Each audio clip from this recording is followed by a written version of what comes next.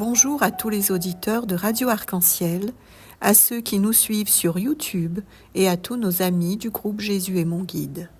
C'est une joie de vous retrouver ce lundi 13 octobre 2025 pour partager le pain de la parole de Dieu.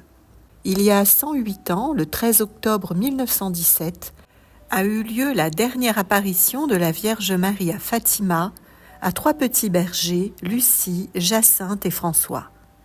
La Vierge Marie se présente comme étant Notre-Dame du Rosaire. Elle demande de faire bâtir une chapelle en son honneur et de prier pour la conversion des pécheurs. Ce jour-là, la danse du soleil est observée par les 50 000 personnes venues assister à l'apparition mariale. Tous, croyants, curieux, athées, peuvent contempler pendant une douzaine de minutes un spectacle grandiose, stupéfiant et unique au monde. Dans un ciel bleu et sans nuages, le soleil n'éblouit pas et on peut le fixer à volonté. Il tremble et s'agite, fait des mouvements brusques et se met finalement à tourner sur lui-même, lançant des rayons de différentes couleurs sur la foule. Le phénomène s'arrête, puis se reproduit par 2 fois, avant que le soleil ne semble se précipiter en zigzag sur la terre, irradiant une chaleur de plus en plus intense. Par ce miracle, la Vierge Marie atteste la véracité de son apparition et elle invite tous les hommes à la conversion. Avec l'ange de Fatima, prions pour la conversion des pécheurs. Mon Dieu, je crois, j'adore, j'espère et je vous aime. Je vous demande pardon pour ceux qui ne croient pas, qui n'adorent pas, qui n'espèrent pas et qui ne vous aiment pas. Très sainte Trinité, Père, Fils et Saint-Esprit, je vous adore profondément et je vous offre le très précieux corps, sang, âme et divinité de notre Seigneur Jésus-Christ, présent dans tous les tabernacles du monde, en réparation des outrages, sacrilèges et indifférences par lesquels il est lui-même offensé. Par les mérites infinis de son cœur sacré et du cœur immaculé de Marie, je vous demande la conversion des pauvres pécheurs. Amen. Avec Notre-Dame du Rosaire, disons le cœur plein d'espérance. Ô Jésus, c'est par amour pour vous, pour la conversion des pécheurs et en réparation des péchés commis contre le cœur immaculé de Marie.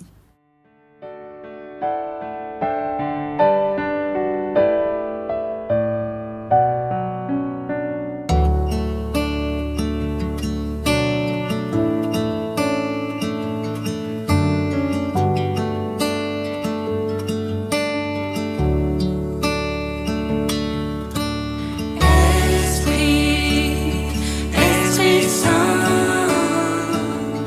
en nos cœurs.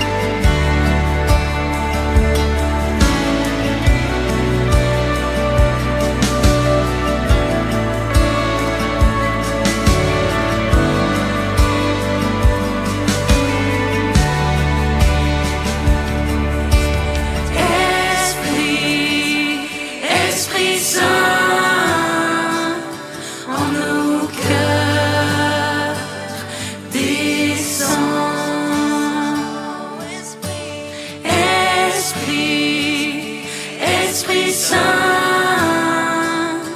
en nos cœurs, descends.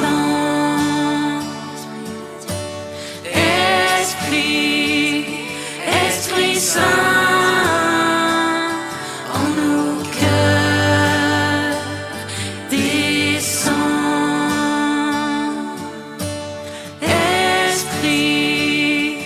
Esprit Saint, en nos cœurs, descends.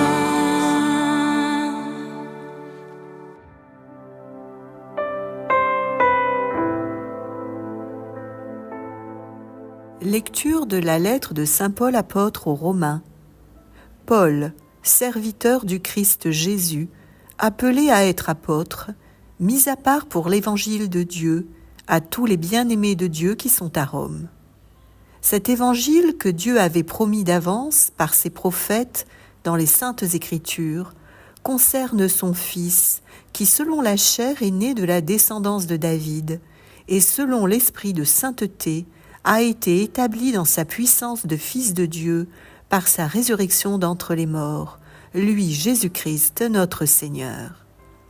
Pour que son nom soit reconnu, nous avons reçu par lui grâce et mission d'apôtre, afin d'amener à l'obéissance de la foi toutes les nations païennes dont vous faites partie, vous aussi que Jésus-Christ a appelés.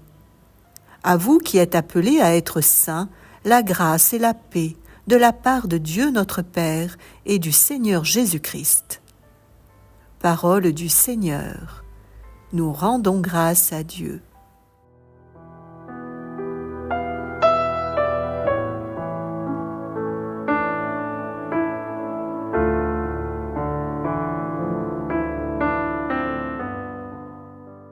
Le Seigneur a fait connaître son salut. Chantez au Seigneur un chant nouveau, car il a fait des merveilles. Par son bras très saint, par sa main puissante, il s'est assuré la victoire. Le Seigneur a fait connaître son salut.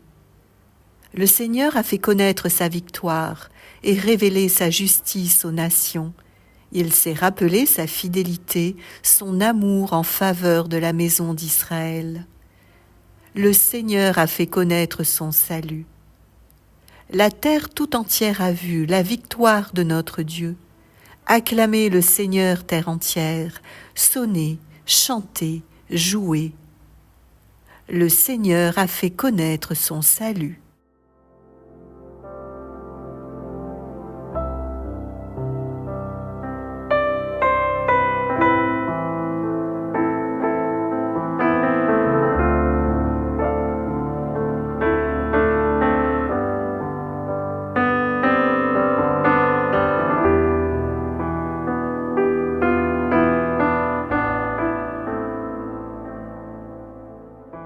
Aujourd'hui, la liturgie nous propose la salutation de l'épître de saint Paul aux Romains.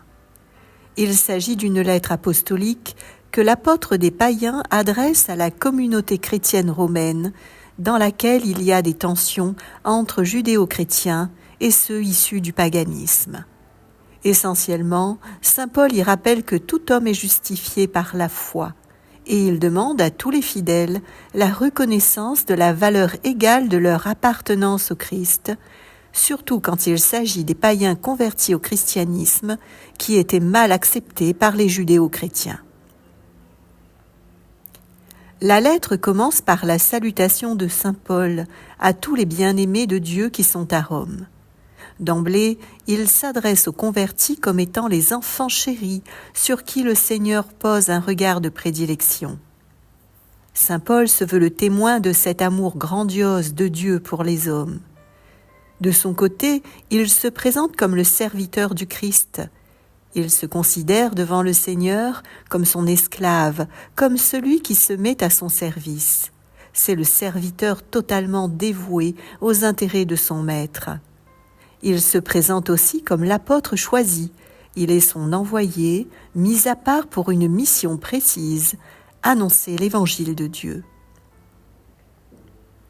Et au centre de l'évangile, saint Paul place le Christ Jésus. L'apôtre situe l'annonce de sa venue depuis l'Ancien Testament dans les Saintes Écritures. Par là, il veut signifier que l'Évangile ne rompt pas avec les révélations de Dieu à Israël. Le christianisme constitue plutôt l'aboutissement, le couronnement de la foi juive. Au centre de l'Évangile, saint Paul professe la personne de Jésus-Christ venu dans le monde. Il est fils de David. Ainsi, sa généalogie montre qu'il est un homme, le Messie promis, qui doit établir un royaume de justice et de paix et accomplir toutes les promesses faites à Israël. Il est fils de Dieu, comme l'atteste la démonstration publique de sa puissance lorsqu'il ressuscite des morts, tel Lazare ou la fille de Jaïr. De façon plus glorieuse encore, en sortant du tombeau, Jésus a montré la puissance infinie de Dieu. Cette même puissance avait agi en lui par l'esprit de sainteté pendant toute sa vie, depuis sa conception jusqu'à sa mort. Ainsi, en Jésus-Christ, il y a deux filiations, l'une humaine, selon la chair, et l'autre divine, selon l'esprit de sainteté. D'ailleurs, le symbole de Nicée-Constantinople le proclame consubstantiel au Père, c'est-à-dire qu'avec lui, il partage une même substance.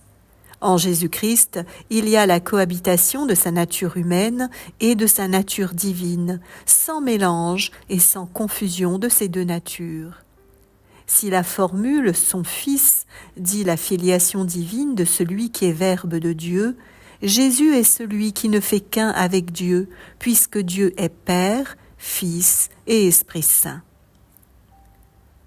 Puis saint Paul glorifie le Christ en lui donnant le titre de Seigneur, lui qui a été établi dans sa puissance de Fils de Dieu, comme le ressuscité d'entre les morts. Il est celui qui a toute autorité, au même titre que le Père et l'Esprit Saint. Ainsi, saint Paul proclame le nom de Jésus-Christ comme celui qui est Dieu sur toutes choses, béni éternellement.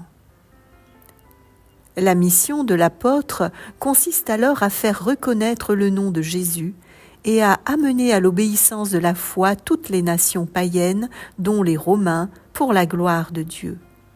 Le salut que vient annoncer saint Paul est offert à tous ceux qui professent le nom de Jésus.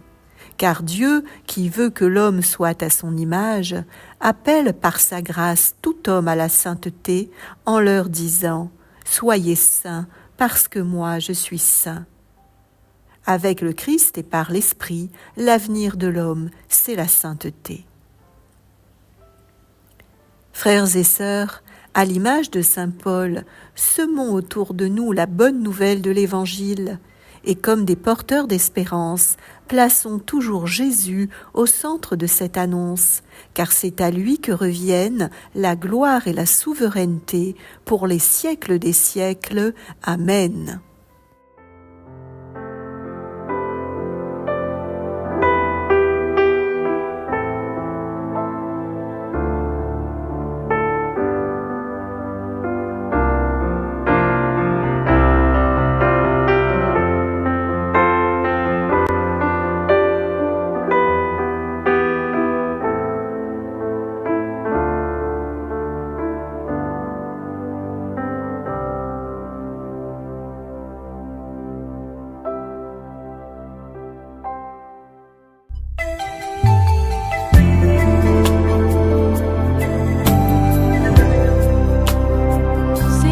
Marche au milieu des 7 chandeliers d'or. Christ est notre vie. T'agent l'agile demeure le même dans ses voies. Christ est notre vie. Il est l'essence qui fait briller son Église. Christ est notre vie. Il est avec nous jusqu'à la fin du monde. Christ est notre vie. C'est le centre de toute mon existence. Oh, Christ est la raison de ma vie ici-bas, de mon existence. Christ est le centre de toute mon existence. Oh, Christ est la raison de ma vie ici-bas.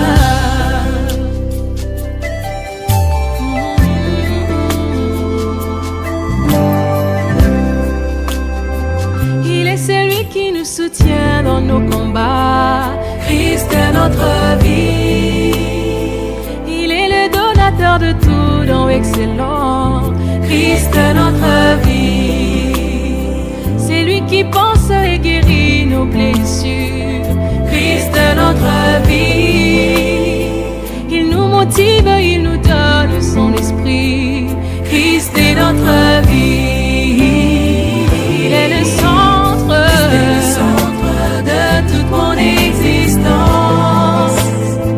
Il est ma raison. Christ est la raison de ma vie ici-bas, de mon existence. Christ est le centre de toute mon existence.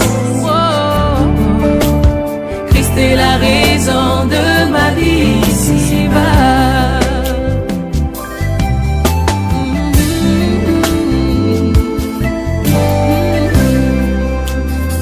Ce qu'il est, c'est aussi ce que nous sommes, car Christ est notre vie. Ce qu'il a, c'est à nous de le refléter. Christ est notre vie. Ses attributs à lui sont aussi les nôtres. Christ est notre vie. Du début à la fin, nous sommes l'œuvre de sa grâce. Christ est notre vie.